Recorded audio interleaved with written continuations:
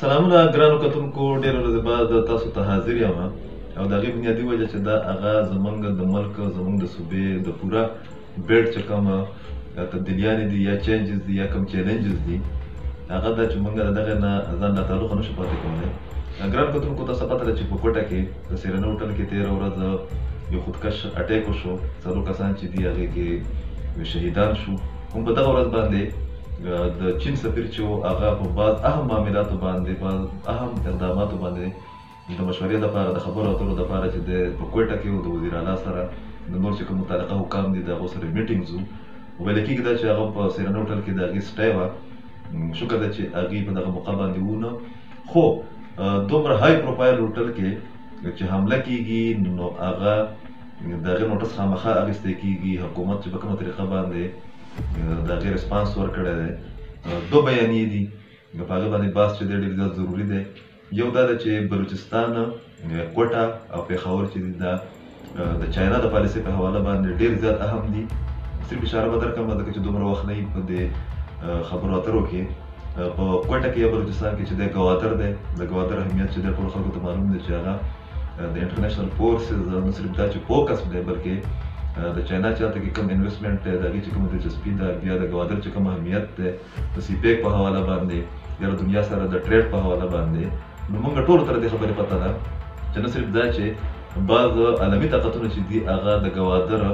په دغه ډیولپمنټ باندې، په دې پراګرس باندې، دغه په رول باندې خوشحاله نه دي، بلکې بعض اسلامي ملکونه چې دي هغې هم دغه د خپل مفاداتو، د خپل معاشي مفاداتو، اقتصادي مفاداتو په تناظر کې د ځان لپاره یا د خپل مستقبل لپاره خطره ګڼي. دغه ډېر پیچیده یو عمل دی. هغې ته صرف د پاکستان په چوکاټ کې یا د پاکستان په منظر کې ورته کتل نه دي پکار، هم دغه پوره پرایم چې دی یا د پوره کوم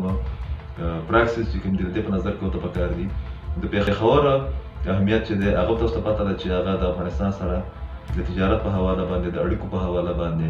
د تورخم بارډر په حواله باندې، بیا زموږ سره چې نورې کومې لارې موږ خلاصې کړې په قبایلي سیمه کې، په دغه حواله باندې د دې نه هم هغومره تھریټ انټرنیشنل او ریجنل فورسز ته څومره چې د ګوادر نه دی. نو دا 2 صوبې یا 2 ښارونه چې دي په دې کې انډرسټوډ ده دا غیر متوقع اټیک نه دی، یا که بعض خدای دې نه کړي که بیا داسې کېږي، نو هغې له ذهني طور له زموږ سیاستدانانو له، زموږ ادارو له، زموږ ولس له، زموږ میډیا له چې دي ځان تیار ساتل پکار دي چې دا هر څه کېدی شي. د دې په مقابله چې د په قومي یکجهتۍ باندې کېږي، د نیشنل اکشن پلان چې کوم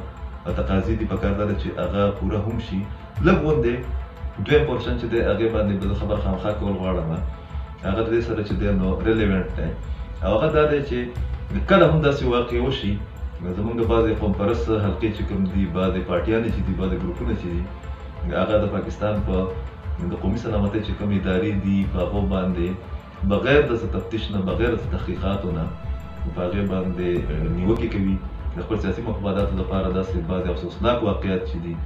چې د هغې خپل انټرنیشنل چې کوم دي د هغې کمپلیکیشنز دي په هغې باندې نیوکې وکړي، شکونه د خلکو په ذهن کې پیدا کړي. پکار دا ده چې موږ په دې خطه کې یا په دې علاقه کې چې کوم تبدیلیانې را روانې دي، کوم چیلنجز دي، دغه ټولو واقعیاتو ته د هغې په تناظر باندې وګورو. اگر چې په مینسټریم میډیا دا خبره نه ده راغلې، په تحریک طالبان پاکستان او د داعش یو ګروپ چې دی هغې د کوټې د واقعې ذمهواري قبوله کړې ده. کوم چې ټیکټس استعمال شوی دی، کوم ډیول باندې چې ارینجمنټس شوي دي په دومره اهم هوټل کې د ورننوتو ټایمینګ چې دی هغه ډېر زیات اهم دی. نو په داسې کې یا په داسې صورتحال کې چې دی زموږ ادارې به الرټ هم وي پکار ده چې موږ په دې باندې تبصرې باندې، په بیاناتو باندې احتیاط هم کوو، سیاسي مخالفت په خپل ځای باندې، خو دا زموږ د ریجن دپاره، زموږ د ملک دپاره، خاص کر د بلوچستان او د خیبر پښتونخوا دپاره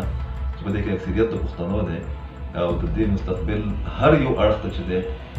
جوړېدی شي، ښه واقعیت هم کېدی شي، بد واقعیت هم کېدی شي. موږ دې په دې کې ډېر زیات احتیاط مظاهره وکړو،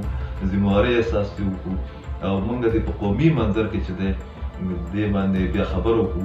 بعضې لیډرانو چې یو ځل بیا غیر ضروري طور لا نیوکې کړي دي په ریاستي ادارو باندې، هغې ته درخواست دی چې مهرباني وکړئ، تاسو پکار ده چې خلک ګایډ کړئ، کوم دلته کې چې کوم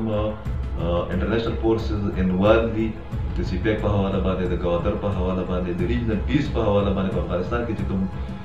اړی ګړی روان دی، نو پکار دا ده چې موږ په دې کې ډېر د ذمهوارۍ نه کار واخلو او دغه ټول څیزونه چې کوم دي عوامل یا امکانات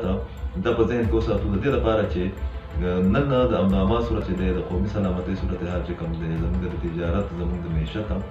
هغه په دغه د ټیرریزم په فریم کې یا دغه اکټیویټیز کې چې موږ ګورو د ماضي په مقابله کې ډېر زیات ښه دی. دغه بعضې خلک چې غیر ضروري نیوکې کوي خلکو ته د هغې ادوار هم یاد دي. ویل کېږي دا چې د بعضې خلکو سره د ګوډ د بیډ فارموله چې د هغه روانه ده موږ ته د سوات اګریمنټ چې دی هغه هم یاد دی. موږ ته هغه وخت یاد دی چې په پېښور کې په ایکس پاټا کې په دې کې به څومره حالات خراب وو. اوسني حالات چې کوم دي